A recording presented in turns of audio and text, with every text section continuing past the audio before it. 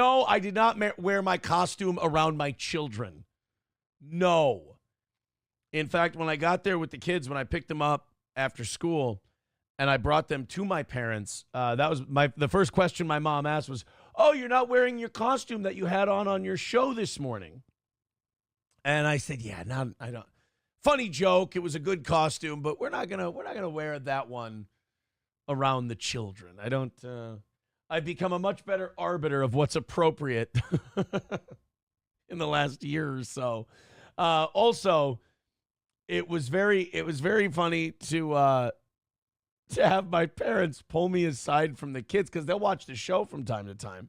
To pull me aside from the kids and be like, "Is that Nick guy like gay for you?" I'm like, "Oh no." I'm like, you know what? It's not. Let's not. That was bad, dude. That was bad. Like, I felt there's no sense of victory anymore. Like, I'll let everybody else say another win for the toe. I'll let what was it on Kiwi Farms yesterday? Was it Twitter or Kiwi Farms? I think it was Twitter. A guy, Kobe, Teflon toe is now the name. But it's like, people act like I'm stacking these victories. Guys, I'm not doing anything. I'm just sitting here keeping my little snake oil carnival going, one dono at a time, keeping this thing on the air, keeping my guys paid, making sure I can, as long as I can pay them more than the radio station ever paid them, I'm a happy guy. But, like, I'm not seeking out these W's that people keep talking about. I'm just sitting here doing my dopey little show. Subs are back up again. It's wonderful. It's a nice little audience, man. It's wonderful. I love it. I'm so happy for the literally tens of thousands of unique viewers we have on this show every single week, every single month. I love it. It's great. But I'm not sitting here like keeping a record. I'm not sitting here keeping standings. I know someone else is. That's very evident. But if I were that person, I wouldn't be keeping track of wins and losses either, because you're in the quadruple digits for L's now. Yesterday was up, dude. That was weird. And not for me, but like not for me at the same time. If you missed it, Nick came into our chat yesterday and seemed obsessed with my genitalia, which, thanks. No, not thanks. I haven't really thought about it a lot since we came back on the air. Like I said, when I say I leave show stuff on the show, I mean it, but I haven't really thought about it. So I guess I haven't worked through these feelings with you guys, I suppose. But he came in here and he's like, and I'm paraphrasing, but it was because I have the super chats up on YouTube. Like, I have the fan funding tab open, and then Rumble is the free chat that we use. Like YouTube, we have the subscriber chat. And I use it for super chats because it moves kind of quick. And then Rumble, I have the free chat. It moves a little quick. You'll miss it if you go away from it, but it's a little more manageable if I want to take some chats from people. So I missed it. And then I look later, and I poked some fun at him, and I teased him a little bit because he was here, and it was fun. But, like, I look later, and I see what the messages are, and he's like, and again, I'm paraphrasing, "I remember your dick." And I'm like, thanks. Usually, like, if a girl says that, you're like, all right, well, well, did you hear about this, folks? Did you see his penis? But, like, when a guy is screaming it at you with foam on his mouth and whatever, getting around drug test intoxicants you might be on, and he's screaming at you about how he misses your genitalia, I'll say it hits you awkward. It hits different. When a guy comes into your chat and goes, "I remember your dick." Okay. I didn't think that was the point of what we were doing. But people handle things their own way. People, I guess, remember the good times. So I guess that's healthy. But I'd just like to go on record as saying, A, I don't. And I'd also like to go on record as saying, is very obviously gay. I look at him and I'm like, well, you're gay. That's a gay thing to say, bro. And I don't know if born in the basement, never brought up, nobody told you this. You've been away a long time. Maybe nobody went up there. Maybe nobody told you. But that's it's gay, dude. Especially in public. You don't go in public and talk about and be like, I remember your cock. Thanks. Can a dick get a restraining order? Because it feels threatened.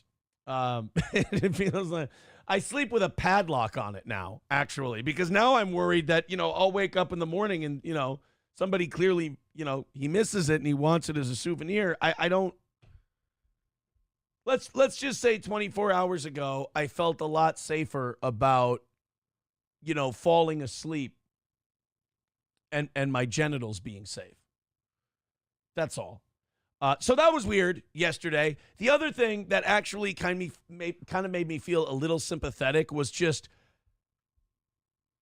watching someone just develop blind rage. And by blind rage, I mean you're so angry and you're so upset that someone escaped your cult that you put blinders on and you don't read the room and see how the rest of the world views you.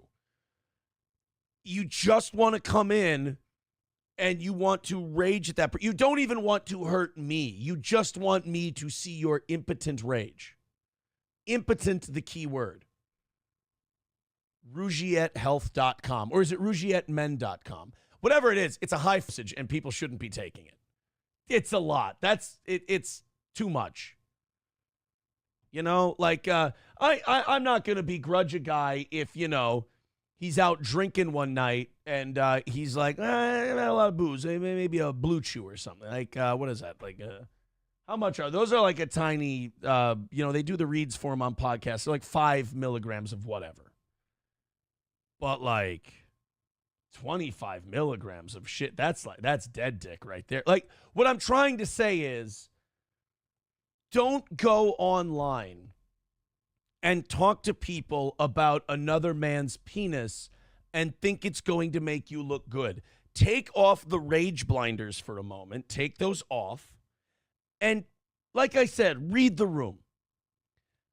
Because when you go to another man publicly, for what's now had to have been, as much as it's been shared, tens of thousands of people, to start pining over another man's genitals is dumb. It's a little weird. I felt uncomfortable after I saw it. But yeah, I think the most uncomfortable part is having your parents pull you aside and just be like, why is that man so obsessed with your penis? I don't know. Maybe, you know what the strategy might have been?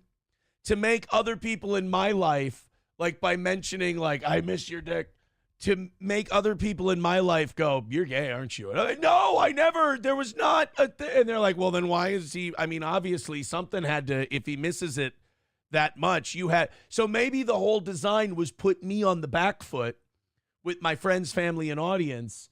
And it's a kamikaze thing, like mutually assured destruction. Like he crashes that into my aircraft carrier, and everyone's like, you might as well put a rainbow flag on your aircraft carrier now. You're clearly gay.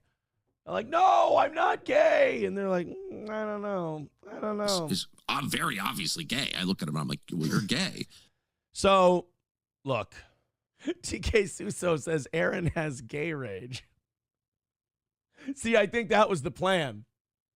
Talk about my penis and put me on the back. Well, look, I appreciate the compliment. It's very nice. I feel like I have to be Billy Madison now. No, I will not make out with you. I got Borophyll guy up there talking about God knows what, and all he wants to do is make out with me. Sorry, I'm here to listen to Borophyll, not make out with you.